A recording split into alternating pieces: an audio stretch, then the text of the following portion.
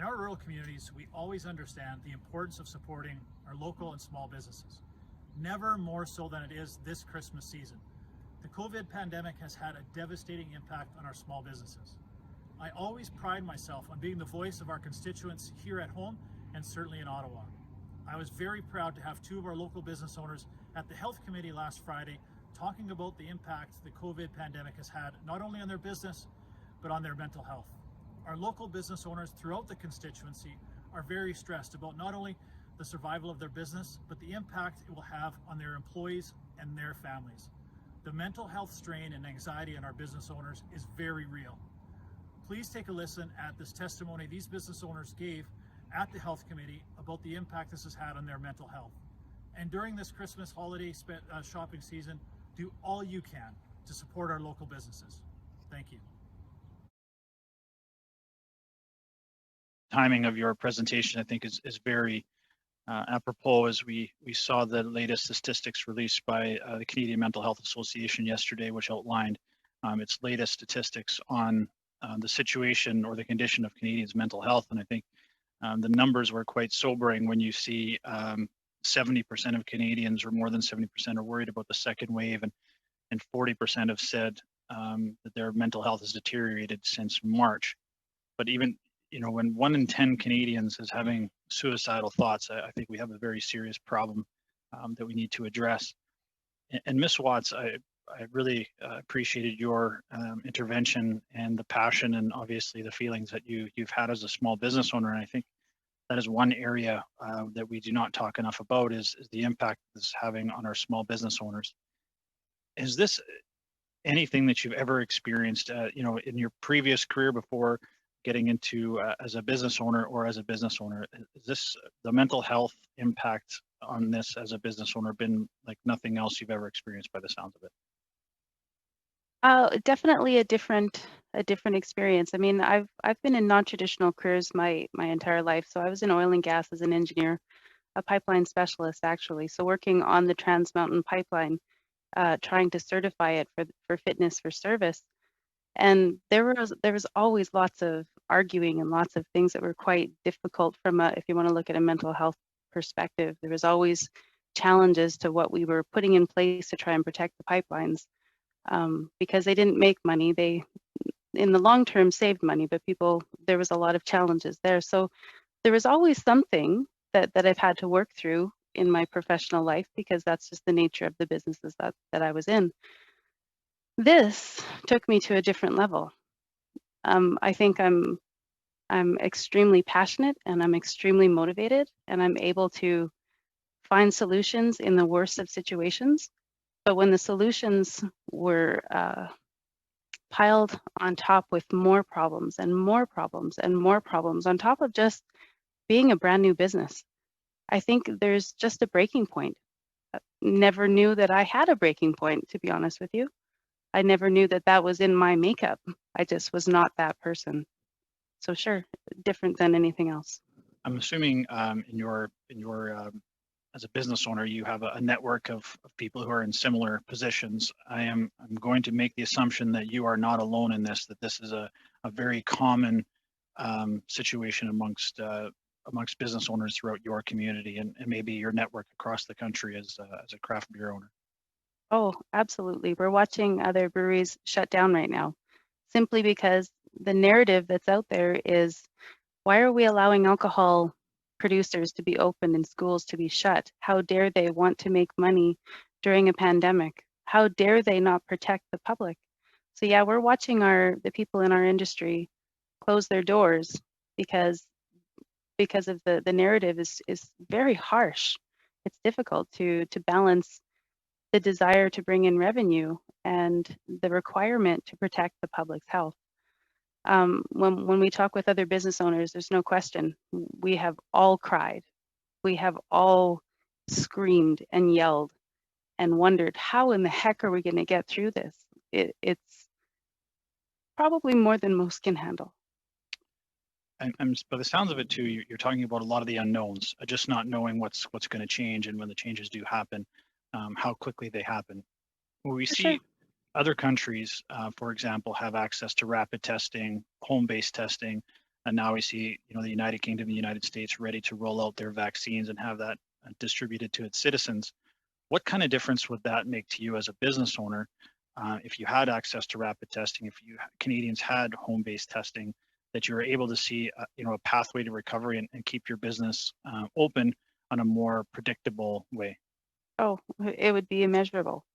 I mean, for obvious reasons, what we're looking for is for the public to feel confident in whatever decision they're making. And that comes with knowing that they're healthy and the people around them can determine if they're healthy. So yeah, that is a critical piece of that. Thank you very much, Mr. Chair. And Mr. Trainer, I can attest that people are finding the outdoors is the best relief for COVID, as my riding is in the foothills of Southwest Alberta, where all the hikers from across Western Canada spent their summer, which is great to see, but I've never seen numbers quite like that before. But Mr. Gustafson, I really appreciate your presentation today. Very passionate, obviously, as a business owner, and what you've endured. I'm just like your opinion, and you talked about that lack of information. And this week we've had the United Kingdom now announced they've got a COVID vaccine, and will start distributing that to its citizens. The United States has mass access to rapid testing and home-based testing. They are now reducing their quarantine times. Australia has now announced its COVID vaccine distribution strategy, but here in Canada, we don't have any of those answers. What kind of stress is that putting you on business owners not knowing how long this will go on, or the ability for you to make those plans? Significant stress. My industry was welcomed into a town hall discussion on the phone with the Alberta government, with Dina Hinshaw, Chief Medical Officer for Alberta. And she was very clear in her presentation to us on that town hall meeting that we will continue to see restrictions on our businesses, and we will continue to see the threat of lockdowns until we have mass vaccinations. That's just a reality that we're going to have to deal with, is what she said. She said that will continue at least through the winter, possibly through the summer. We should probably be prepared for this into the fall. So another year. And I just don't know that my business can suffer that. I don't know if my members and my staff will be patient for that. And so, is that impactful to me? Yes. I need a timeline, and then I can plan for it, and hopefully the timeline is as fast as possible, so that I can see a little bit of recovery sometime soon. Yeah, I can sense your frustration there when we are asking for a vaccine strategy and how that will be distributed, and we keep getting different answers and different timelines. And I think it's frustrating because I don't think elected officials oftentimes understand the ramifications and the implications of these delays. They say, we'll have it.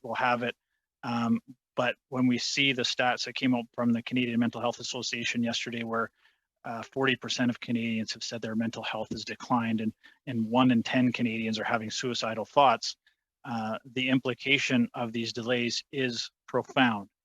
And you had a really good point, Mr. Gustafson, about even if you had a vaccine today and you had mass vaccinations and your business was able to open, you've got 7 years of recovery ahead of you financially. What has been do people understand that financial strain of what, these past 8 or 9 months, the damage that it has done to your business, and your mental health anxiety is not going to be done when a vaccine is available? This is ongoing. It is ongoing. Your question is, do people understand that? I suppose I can't fully speak to what other people are feeling, but I don't get the impression myself that people are understanding that. I get a comment quite frequently that, well, you got a $40,000 loan, and if you pay it back in time, it's, you get $10,000 free, and it's interest free until that point and whatever. But people don't recognize that it's already a fairly lean business before COVID-19 struck, and now I have to cash flow that. So at some point along the way, I have to figure out how to find more cash flow in my month on top of the already tight business that I run, to come up with that over the next couple of years, which means other debt servicing and other projects are going to be put on hold until after that. And so, yeah, I'm looking at right now, our borrowing and whatnot is looking at about a 7-year payback. That's if we go back to our pre-COVID numbers today. And I just don't believe that we're going to do that, because I don't believe the confidence in the public is there right now. Mr. Gustafson, when the Prime Minister comes out and says we need to lock down so we can come back our economy can come back stronger, does that make sense to you as a business owner that a lockdown and more lockdowns, especially through Christmas, makes sense that the economy would come back stronger? Would businesses be there after another lockdown?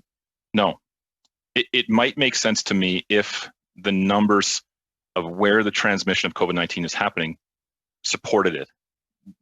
Our premier has said that 0.7% of COVID transmissions are traced back to restaurants and group fitness programs. But on November 13th, he put further restrictions on restaurants and group fitness programs. So I immediately said, this is not going to solve the problem. This is a solution that's targeted. A targeted measure is the word he keeps using. It's targeted at 0.7% of the transmissions. So I said the numbers are going to continue to go up, and they did. So they put more restrictions on us. The targeted measures needed to be put on social gatherings. I think that's where the numbers are. They've done that now, but I think too little, too late. Do all you can to support our local businesses. Thank you.